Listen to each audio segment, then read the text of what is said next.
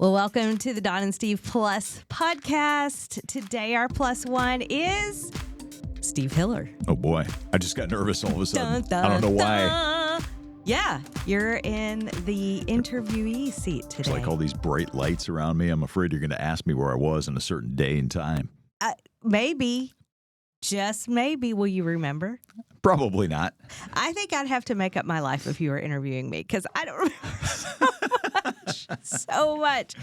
I thought it would be kind of fun to get to know you a little bit better. I know we've talked about different things throughout different podcasts, but let's just bring it all under one Steve Hiller umbrella today. All right. Like I said, a little nervous. No idea where we're going, but let's go. Let's see what you got. All right. So the firstborn, secondborn, Firstborn 10th born of how many? of two. I have Of one two. little sister. She's about 3.5 years younger than I am.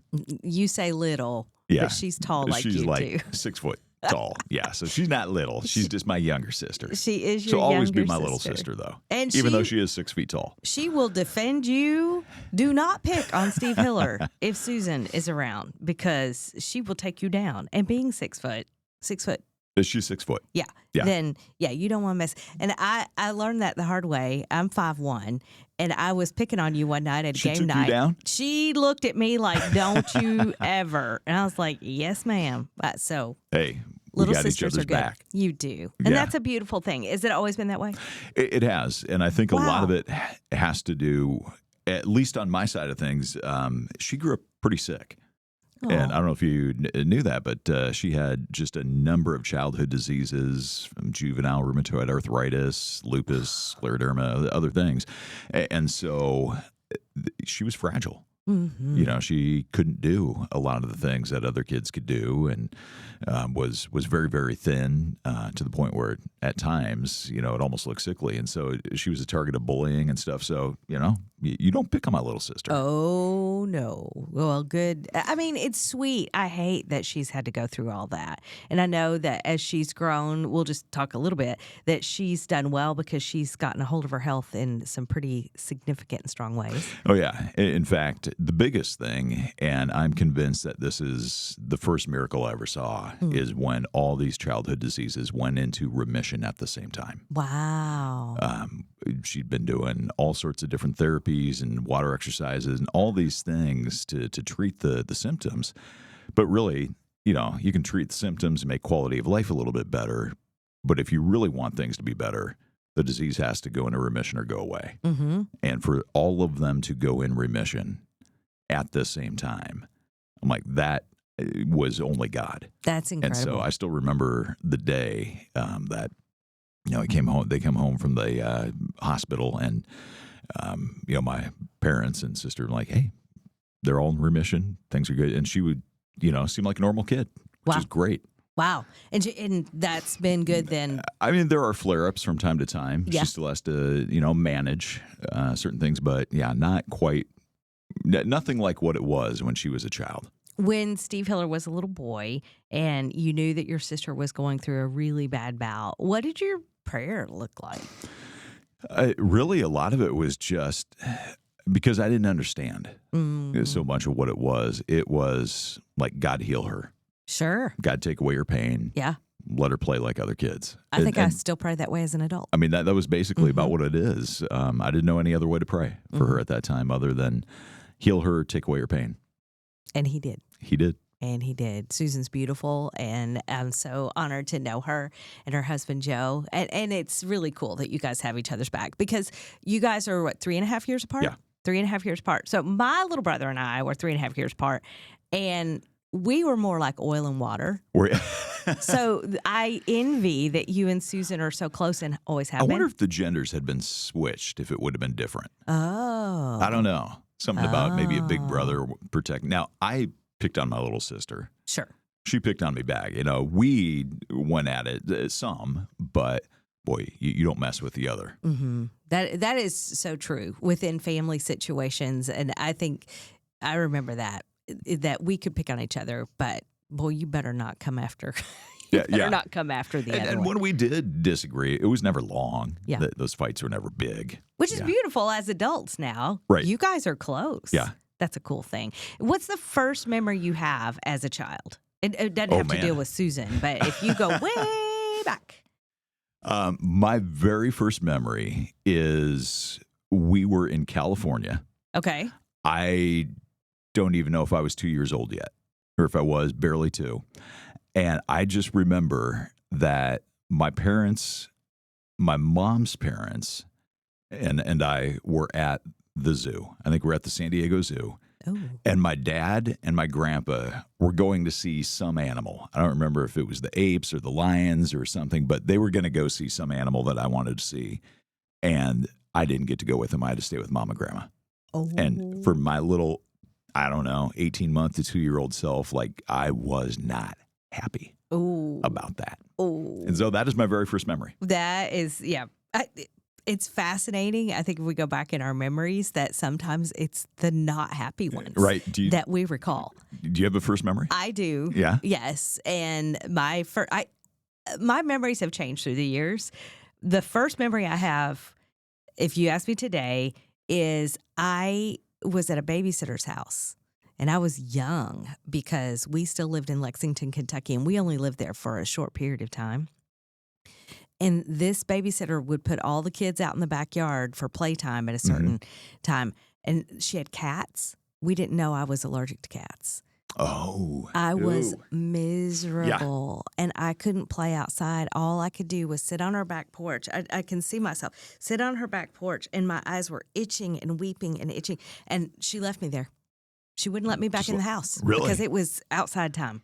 And yes, again, you Yep. remember these memories that are not happy. And yet you had a happy childhood. Oh, very happy childhood. You were Yeah. raised in a Christian home. Yep.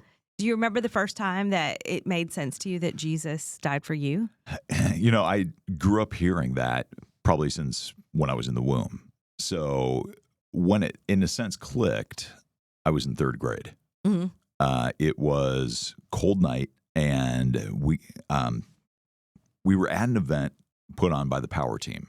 Oh. And for those of you who don't know what the Power Team is, it's these guys who would do these incredible feats of strength. They'd bend metal bars. They'd crack baseball bats over their head. That's They'd crazy. lift stupid amounts of weight. They'd lay in a bed of nails and put cinder blocks on their chest and smash them with sledgehammers and all this stuff, right? And so as little 3-year-old me, skinny little kid, is watching these guys and thinking, wow, they're like superheroes and they're incredibly strong. And like, I would love to be able to do that. And I'm watching the show, just blown away by what they're doing.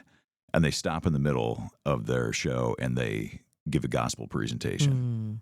And I remember thinking, if those guys who can do all the things that they can do need Jesus, and they can't beat sin and they can't defeat, their sin nature and all that, man, I need Jesus too. And so that was the day. Okay. That, cold December night in third grade. In third grade. That's a beautiful thing. And we're going to get to your story now as an adult, but do you see how the Lord kept his hand on you through your life, even as a young kid? I do.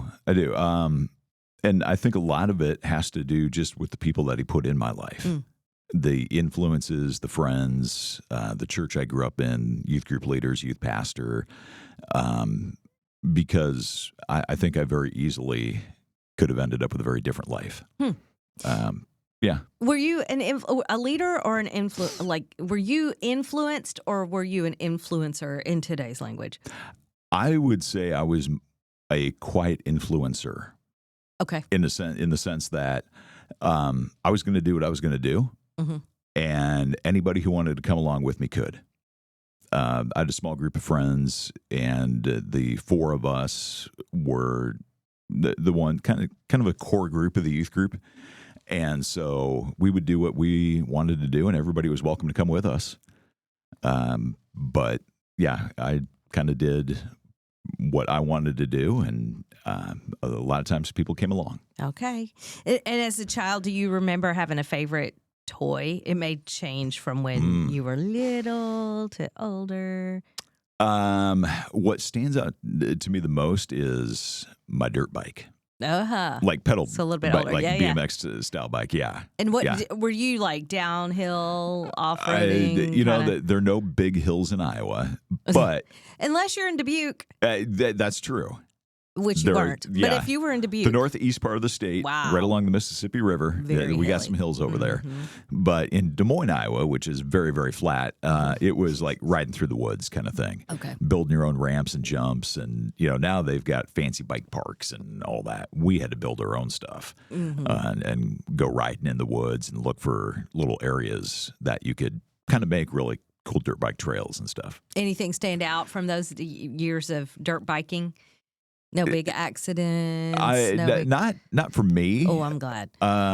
Yeah, I mean, I do remember one of the most traumatic things of that time was my best friend at the time and I were at a park a couple miles away from our house, and we'd ridden our bikes there. He was climbing a tree and he fell out of the tree and broke his leg. Oh. And it was a pretty bad break. Oh no. And and you're just a kid. Yes. I don't remember. I was probably in like fourth grade or something like that, and Wow. thinking, "Oh no, what do we do now?" Yeah. Did you panic? Like, did you think you were in trouble? No, I didn't think I Okay, was in good. trouble, but he was in crazy amount of pain, Yeah, yeah. and I didn't know how to help. Sure. Right. So what do you do at that point in time? What'd you do? I jumped on my bike, and I have never ridden faster, probably in my life, as fast as I could to get to his house.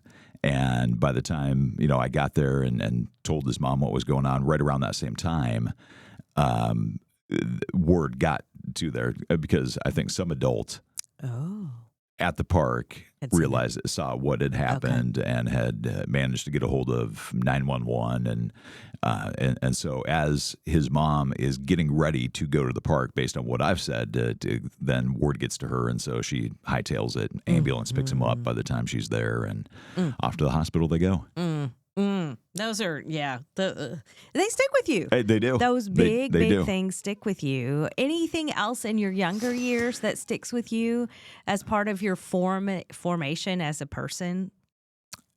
I think the biggest things that stick with me was the consistency of what kind of our life looked like. Okay. As a family. Almost every time the church doors were open, we were there. Every youth group event, every Sunday school class, everything that I could have gotten involved in, pretty much everything in the church world, we were there. We were doing that. Our church helped with my sister's illness in terms of Wonderful. before my parents were able to put a hot tub or a spa in the house, which they did for the heat and the water exercises, because when that arthritis would kick in, my sister was immobile. She'd wake up like as stiff as a board. Wow. And so there was a family in the church who had a hot tub, and they were like, they'd load my sister in the car like a 2x4, take her over there, drop her in the hot water. She'd loosen up and be able to move. And she was doing different water exercises and things for time. Well, at a certain point, I think the church was like, we're going to get one of those in your house. Oh. And so I remember guys from the church coming over and, taking what was just like a screened-in porch in the back room to turn that into a spa room and put in a hot tub and that, so that my sister could do those water exercises and things there at the house. So I remember that just really being involved in the church, seeing the church kind of be the church, and the friends, youth pastor, youth group leaders.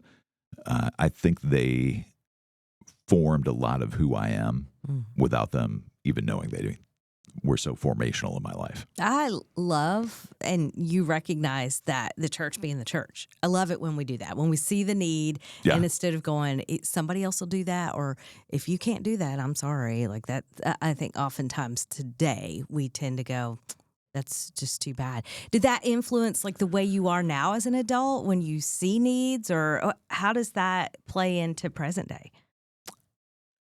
I think it does. Sometimes I wish I was more aware, Sure.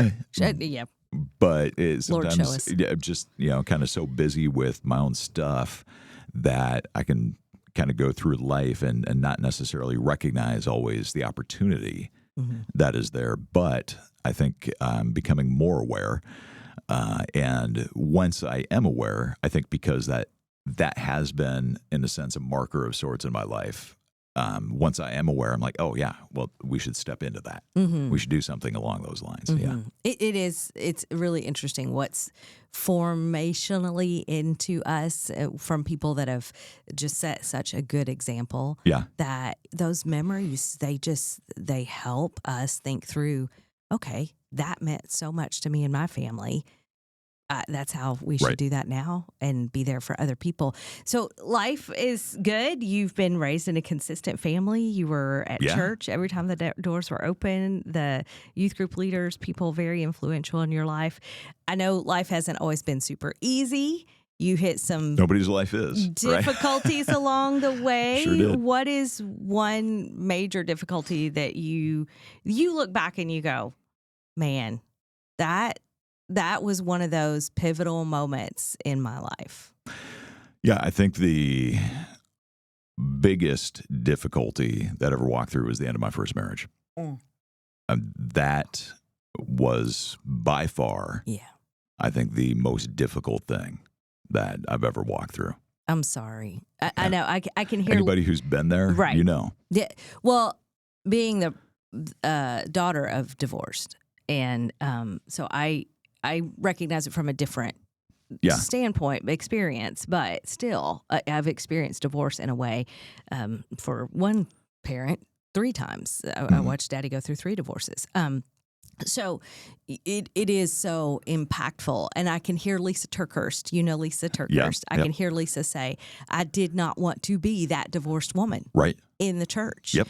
And yet many do face divorce. And I know that was a struggle to come to that moment where you had to accept.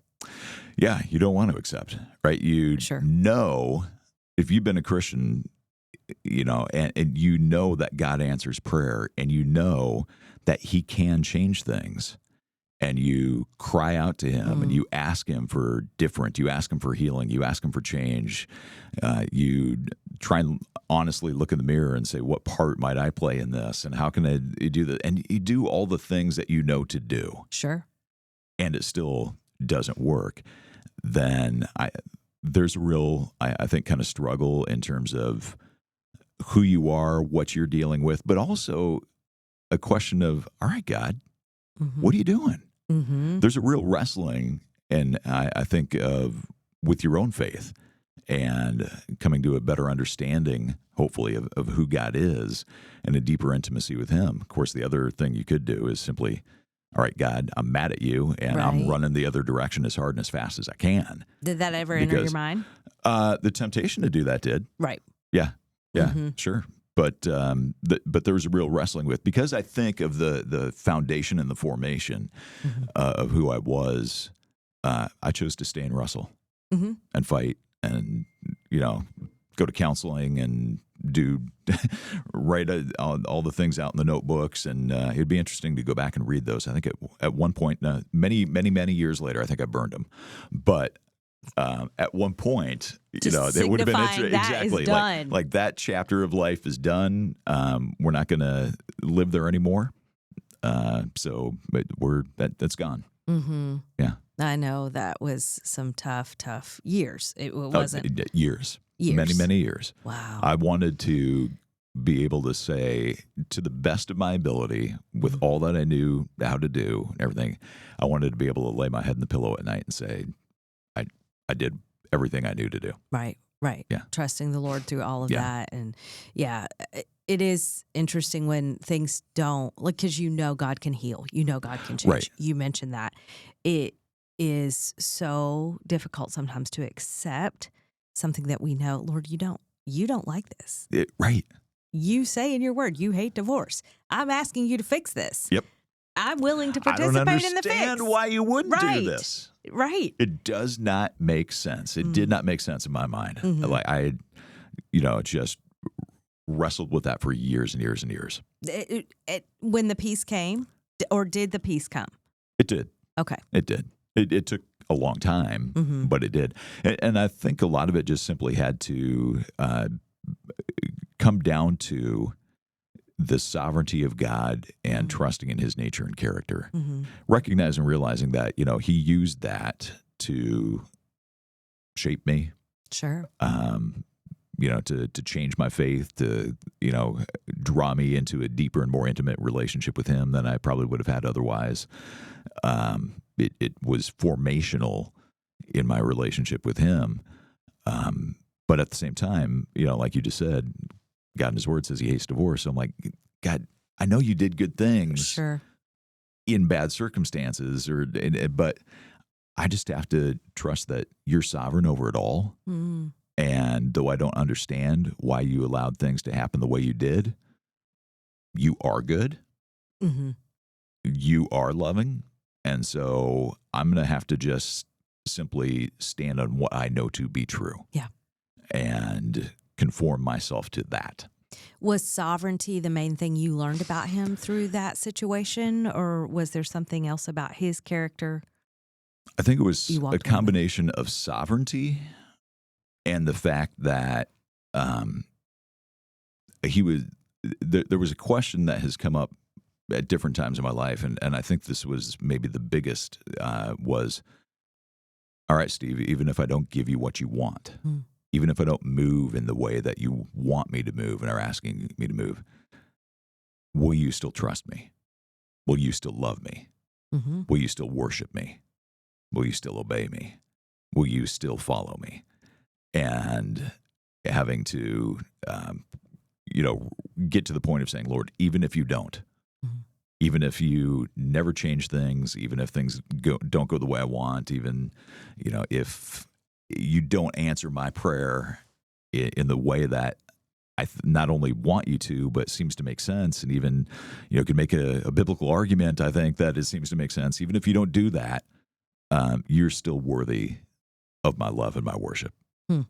That's a powerful lesson. Yeah. To ask, it's kind of like I heard Dr. Tony Evans say one time, are you in love with the giver or just the gifts? And Right. he could have gifted you with the answer to your prayer in the way you wanted. He chose not to. And yet, are you in love with the giver That's the question, isn't it? or the gifts? Yeah. I know that was a tremendous lesson to learn. And though it should, I would guess, does it impact your life now when hard things come? It does. Yeah. Because I think often when God has taken us through a big lesson in some way like that in life, he will, in some way, have another iteration of that. Mm-hmm. Like, do you still trust me? Mm-hmm. Will you still obey me? Will you still follow me, even if things don't go the way that you think they should go? Is it Mercy Me that has the song Even If? It might be. I believe it's Mercy Me or Casting Crowns, but I think it's Mercy Me Okay. where Bart Miller, right? Yeah. That's Lead Mercy singer Me? Mercy Me. Okay. Yep. I've been out of Christian radio for a while, especially the music centered. Yeah. It's been a long time. But that song, Even if I don't give you what you want, will you praise me? Will you hang in there and know that my qualities have not changed? I still am. I am who I am, Exactly. as he told Moses. So the difficulties of life, there's been a lot of celebrations as well. There has been. Yeah. What is one of the let's go when you were younger. If you can think of a time that you were just elated. Is it when you got your BMX bike or That was one of them. Yeah. Yeah. What's another one from your childhood? The one that stands out the most was what I mentioned a little bit earlier when my sister's childhood diseases went into remission at the same time. Huge. So that is number one on the list. The bike was a big one. Mm-hmm. That was a big one. Absolute. Probably going to amusement parks. Oh yeah. Are you a roller coaster I dude? love roller coasters. Yeah, still. Love Does roller the body coasters still handle roller coasters? It so far. Okay, It good. doesn't do some of the spinny rides Oh, no. quite as well as it Right. used to do. Mm-hmm. But the roller coasters, bring it on. The bigger, the That's faster, cool. the crazier, the better. That's cool. Yeah. Did your parents love roller coaster? I mean, did they love amusement dad parks did. too? Okay. All right. Yeah. Uh, I remember my mom going on some of the rides too. My dad couldn't handle the spinny ones, but he would do all the coasters and a lot of those. My mom did some of them. Yeah. and growing up, I mean, you grew up with your mom and dad, the consistency in the household. What would you say something that your mom taught you or a memory that stands out with just your mom? The memory. Well, I'll start with what I feel like she taught me, and that was work ethic and just keep showing up and do what you got to do. Yeah. With my sister's medical stuff came a lot of medical bills. Oh, wow. And so there was a lot of, well, we got to do what we got to do. Sure. And so she held down numerous jobs at the same time and worked hard. Yeah. And I feel like that is one of the, when I think of my mom, one of the things that stands out the most was just her, hey, we're gonna buckle down. We're gonna do what we need to do to get the job done. Mm-hmm. And I so appreciate that. She was also the spunky one. Yeah. The one like she taught me how to teepee, how to throw a roll you're of toilet kidding paper me. when you're gonna go teepee somebody's house. Yeah, There's an art to that? there is a you got to make sure you have the roll the right way, or else I it won't see. unroll as you. Yeah. Anyway, Clearly, my parents didn't teach me that. Yeah. I don't know. Okay. There are a couple of memories, but one that stands out. I had for years talked about getting a tattoo, Oh, and my mom, at one point in time, shifted from over my dead body to not till I get one first. So at one point, I called her bluff, and said, "All right, let's get in the car." And I think she didn't think I was serious you're right. about it. So we got in the car and we drove to the local tattoo parlor and we both got tattoos together. So I got my first No tattoo with my mom. kidding. Oh, my word. That is a memory. That is a memory. That is a The memory. guy who was doing it was laughing. He was like, "These I don't get a lot of family outings like this. Yeah, I don't see a lot of these." I imagine. Usually the parents are like, "Don't you dare!" Yeah, That was of course. my That dad. was then. That was then. A lot of people like it's Yeah. not. It's not what it was then, Yeah, sure. right? Yeah. Yeah. So okay. So then let's talk about your dad. What did your dad teach you? I think he taught me a number of different things, but one of them was just faith. Like your walk of faith is important. Mm-hmm. And I still see that in him today, where I know he's up, he's in the Word, he's listening, he's reading, he's praying, he's doing these things. And both he and my mom showed me that, but they were made sure that we understood and realized and recognized the importance of that. Consistency. Yeah. That's beautiful. Beautiful. Do you have a memory with your dad? With him, what stands out the most was just the time with him, going to sporting events. Oh. And I think because my sister was so sick, she demanded a lot of attention, and rightfully so. Yeah. Right? We were a decent amount of our childhood life revolved around doing the things we needed to do so she could function. Mm-hmm. And I think my parents recognized that I could very easily feel left out, like I've slipped through the cracks, things like that. And so I think they prioritized. I've never directly asked them, but I think they maybe alluded to this one time. And even if they didn't, I'm giving them the benefit of the doubt. I think they realized that the potential for that was there. And so my mom would be like, "You guys go to the baseball game, go to the hockey game, go to," and so I grew up going to a lot of baseball and hockey games and other games too with my dad. But those are the two sports that stand out the most. Iowa Cubs and the Des Moines Buccaneers, and then we'd hit the Iowa Hawkeye games and Drake Bulldog basketball games and other things too. But yeah, wow, you have such a consistent personality. You're like steady Eddie. I think it's from growing up with them. Sure. Yeah. Sure. Just that. And you know, how God's wired you. But Yeah. then with that consistency, is there something that you look back over your life that you know, either behaviorally or character, that God has built or changed in you? Like you saw something from your youth that in hindsight you go, oh, yeah, that was me. And now you realize that God has changed that. Because you are so steady, I'd be curious. Yeah. You know, I think the thing that maybe has changed the most over the year, because, you know, I was growing up, pretty good kid, got in a lot of mischief, but not a lot of trouble. Okay. You know, my friends and I, we did all sorts of crazy things, but we didn't do the illegal, destructive, Sure. overly rebellious stuff. You know, I would say we were just kids having a lot of crazy kid fun. But I think a lot of the behavior and a lot of that was just because of the friends that I had and the influences in my life. I think, you know, like something I said a little bit earlier is like my life could have looked very different with different friends, different influences, not growing up in the church. I think that sin nature that I know is in me probably would have gone all in on the bad stuff too. Sure.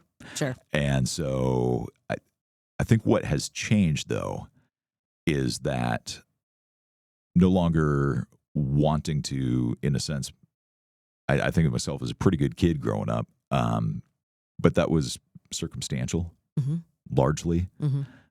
It was the influences in my life. Now it's not because I want to make mom and dad happy, not because that's what my friends are doing, not that because that's what so-and-so expects of me. I don't want to get in trouble. I don't want to whatever.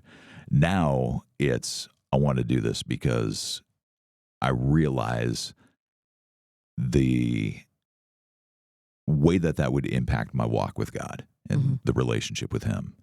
Like the heart is different. The motivation for why I do the things I do. And the way I spend my time, and all that has changed a lot over the years. Consistency of the Lord. He gives us consistent people in our lives a lot of times, not always, depending on the paths that we choose to take as well. But you have been given consistency, and you've chosen to stay in consistency and to see God's work in your life so that you went from being more like I'm going to please the ones that I love, please the ones that love me. Yeah. I think it was not even as much please them, but just not disappoint them. Sure. Yeah. Sure. And now, though, it is, Lord, I want to honor you. I want to please you. I want to let you know that I love you. Well, I know there's so much more to your story, and we'll probably take part 2 another day.